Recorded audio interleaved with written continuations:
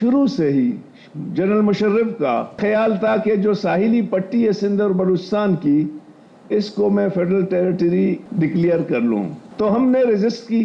کسی شریف آدمی نے ہمیں بتایا کہ جی آپ لوگوں کو میں بتا دینا چاہتا ہوں کہ یہاں پہ سازش ہو رہی ہے، تو آپ لوگ رجسٹ کریں. پھر ہم نے چیخنا چلانا شروع کیا. اب وہ ایک آرڈیننس کے ذریعے سندھ اور بلوچستان کے جو آئی لینڈز ہیں ان کو ان لوگوں نے، میں سمجھتا ہوں کہ نیشنل پارٹی خاص طور پر بلوچستان اور سندھ کے بشمول پی ڈی ایم کو، ہم پی ڈی ایم کو واضح طور پر کہیں گے کہ اگر آپ ہماری جدوجہد میں شامل ہیں تو پھر ہم آپ کے ساتھ ہیں. اگر اس جدوجہد میں، کیونکہ ہم سمجھتے ہیں یہ ٹیسٹ ڈوز ہے، اگر اس کو ہم نے ناکام نہیں بنایا تو آئندہ جو ہے نا سندھ اور بلوچستان کی تمام پٹی کو جو ہے نا ایک آرڈیننس کے ذریعے وہ فیڈرل ایریا جو ہے نا وہ کریں گے.